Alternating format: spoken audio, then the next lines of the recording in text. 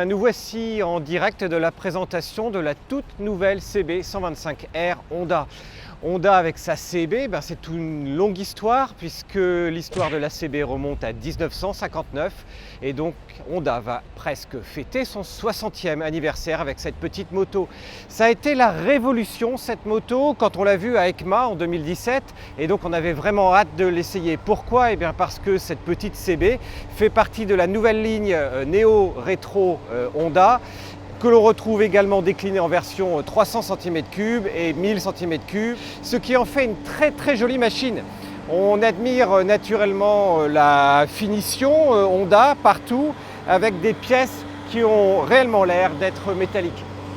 On retrouve donc une machine particulièrement bien finie avec des signatures LED, aussi bien au niveau du feu arrière ici que du feu avant. Et ce que l'on apprécie également, c'est que les clignotants également sont à LED, ce qui est assez rare dans la série, et qu'ils restent allumés de plein jour, ce qui donne une signature lumineuse à la fois avec le phare avant et à la fois avec les clignotants.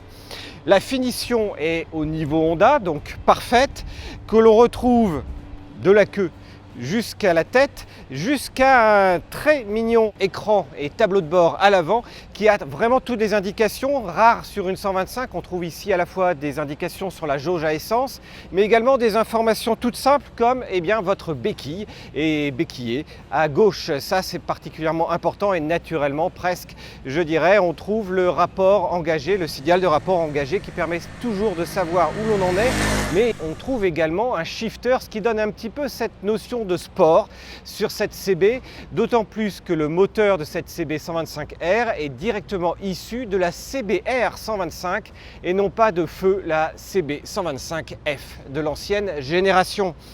On a après une déclinaison dans différents coloris. Ici on a naturellement le rouge, on la trouve également en blanc, en gris et en noir, ce qui en fait un choix très large.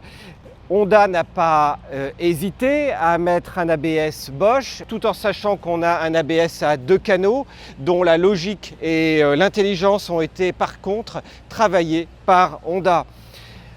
Au niveau motorisation, on trouve un petit 125 cm3 qui est assez doux, 13 chevaux, voilà, on est un peu dans le standard. Pour autant, Honda a travaillé une machine très légère, puisqu'on a ici une machine qui a été entièrement revue et qui ne pèse que 126 kg, ce qui est conforté par une maniabilité très importante. Mais tout le travail sur ce poids, notamment et cette réduction de poids, a été fait via ici une grosse pièce qui joue entre l'amortisseur et le bras oscillant arrière et le cadre, un cadre presque treillis, très allégé, puisqu'en fait toutes les contraintes se retrouvent sur cette pièce spéciale créée par Honda. Résultat, on a une machine qui est très maniable en ville, très joueuse, parce que autant on a récupéré le moteur de la CBR 125, le travail a été fait au niveau de l'injection pour avoir un couple et une puissance disponible très bas.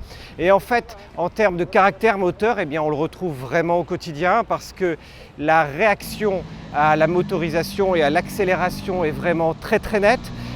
Notamment en ville où c'est vraiment très appréciable. Maintenant, une fois qu'on est lancé sur autoroute où l'on peut atteindre maximum un 115 km/h, là les reprises sont un petit peu molles au-dessus de 100 km/h et il faut vraiment être au-dessus des 8000 tours minute pour arriver à obtenir quelque chose du moteur. Pour autant, le rupteur est à 11500, entre 8000 et 11500, on a vraiment tout loisir de faire ce que l'on veut, même si dès que l'on revient sur les petites routes et les petites départementales, on préférera souvent être plutôt sur le 4e rapport, les 5e et le 6e étant plutôt de l'overdrive et étant vraiment un tout petit peu mou. Je dirais même qu'en ville, le moteur offre une excellente allonge avec des rapports assez longs. Résultat, la première peut se monter jusqu'à 40 km/h.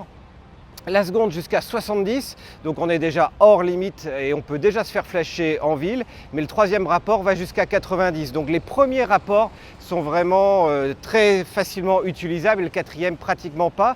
Pour autant, la machine est très souple, puisqu'en ville, on peut être sur le 6e rapport à 30 km/h, sans que pour autant le monocylindre derrière renacle particulièrement.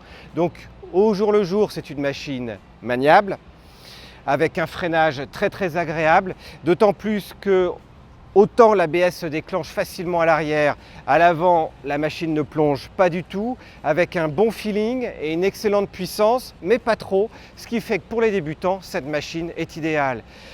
S'il faut retenir 5 points sur cette machine, et notamment ses points forts, le point fort c'est clairement le look, parce qu'elle a vraiment, tant au niveau du look, de son côté néo-rétro, que de la finition globale de la machine, eh bien c'est fantastiquement, vraiment très agréable.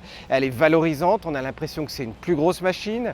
Après, en termes de comportement, elle se prend en main très facilement, je dirais presque comme toutes les 125, même si elle est un tout petit peu haute pour les pilotes ou les conducteurs de moins d'1,70 m, où là ils poseront le bout des pieds, je dirais.